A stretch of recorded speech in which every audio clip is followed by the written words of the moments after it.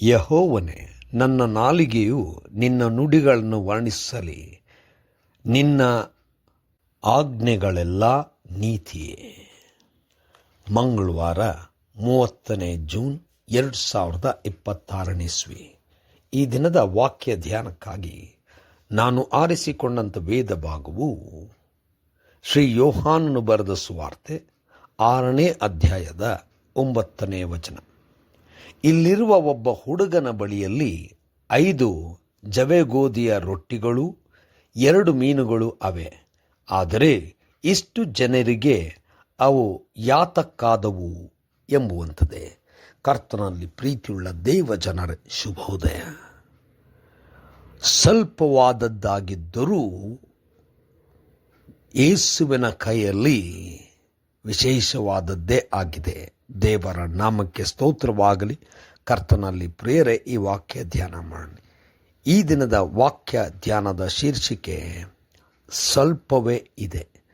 ಕರ್ತನಲ್ಲಿ ಪ್ರಿಯರೇ, ಯೇಸು ಕ್ರಿಸ್ತನು ಆ ಒಂದು ಸಮಯದಲ್ಲಿ ಗಲಿಲಾಯದ ಸಮುದ್ರದ ಆಚೆಗೆ ಹೋದನು. ಅದು ತಿಬೇರಿಯಾದ ಸಮುದ್ರದ ತೀರ.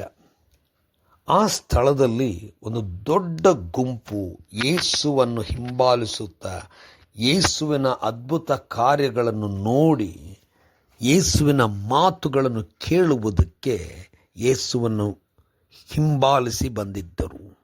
ಇವರನ್ನು ನೋಡಿದಂಥ ಯೇಸುವು ಕನಿಕರಪಟ್ಟು ಅವರೆಲ್ಲರಿಗೂ ಆಹಾರ ಕೊಡಬೇಕೆಂಬುದಾಗಿ ತನ್ನ ಶಿಷ್ಯರಲ್ಲಿ ಹೇಳಿಕೊಳ್ಳುವಾಗ, ಇಷ್ಟು ಜನರಿಗೆ ತರಲು ಹಣವಿಲ್ಲ, ಇದು ಅಸಾಧ್ಯ ಎಂಬಂಥ ಪರಿಸ್ಥಿತಿಯಲ್ಲಿದ್ದಾಗ ನಿಮ್ಮಲ್ಲೇನಿದೆ ಎಂಬುದಾಗಿ ಹೇಳುವಾಗ, ಅಂದ್ರೆಯನು ಒಬ್ಬ ಹುಡುಗನ ಬಳಿಯಲ್ಲಿ 5 ರೊಟ್ಟಿ 2 ಮೀನು ಇದೆ, ಆದರೆ ಇದು ಯಾತಕ್ಕಾದೀತು ಎಂಬುದಾಗಿ ಅಲ್ಲಿರುವಂಥ ಜನ ಸಮೂಹ ನೋಡಿ ಇರುವಂಥದ್ದು ಬಹಳ ಸ್ವಲ್ಪವೇ ಎಂಬುದಾಗಿ ಯೇಸುವಿನ ಮುಂದೆ ಹೇಳಿದನು. ಆದರೆ ಯೇಸು ಅದ್ಭುತವನ್ನೇ ಮಾಡಿದನು. ಕರ್ತನಲ್ಲಿ ಪ್ರಿಯರೇ, ಯೇಸು ಕ್ರಿಸ್ತನ ಬಳಿಗೆ ಹೋಗುವಾಗ ನಮ್ಮಲ್ಲಿರುವಂಥ ಯಾವುದೇ ಅದು ಅಲ್ಪವೇ, ಸ್ವಲ್ಪವಾದದ್ದೇ. ಆದರೆ ನಮ್ಮ ಮುಂದೆ ಇರುವಂಥ ಸವಾಲು ಬಹಳ ದೊಡ್ಡದಾಗಿರಬಹುದು. ಆದರೆ ನಮ್ಮಲ್ಲಿರುವಂಥದ್ದು ಸ್ವಲ್ಪವಾಗಿದ್ದರೂ ಯೇಸು ನಮ್ಮೊಂದಿಗಿರುವಾಗ ನಮ್ಮಲ್ಲಿರುವಂಥದ್ದರಿಂದಲೇ ಯೇಸು ಕ್ರಿಸ್ತನು ಅದ್ಭುತವಾಗಿ ಅದನ್ನು ಹೆಚ್ಚಿಸುವಂಥವನಾಗಿದ್ದಾನೆ. ಯಾಕಂದರೆ ಯೇಸುವಿಗೆ ಅಸಾಧ್ಯ ಯಾವುದೂ ಇಲ್ಲ.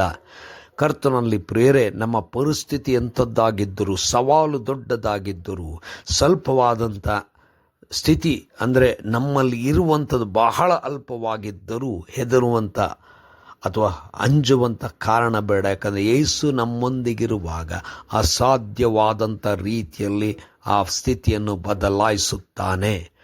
ನಂಬಿಕೆಯಿಂದ ಯೇಸುವನ್ನು ನೋಡೋಣ, ಸ್ವೀಕರಿಸೋಣ. ಕರ್ತನೇ, ದಯಾಮಯ ಸ್ವಾಮಿಯೇ, ನಮ್ಮಲ್ಲೆಷ್ಟಿದ್ದರೂ ಕೂಡ ನಿನ್ನ ಕೈಯಲ್ಲಿ ಇಡುವಾಗ ಅದ್ಭುತವನ್ನು ಮಾಡುತ್ತಿ ನಂಬಿದ್ದೇವೆ. ಯೇಸುವಿನ ನಾಮದಲ್ಲಿ ಪ್ರಾರ್ಥನೆ ಬೇಡಿದೆವು ತಂದೆಯೇ, ಆಮೆನ್.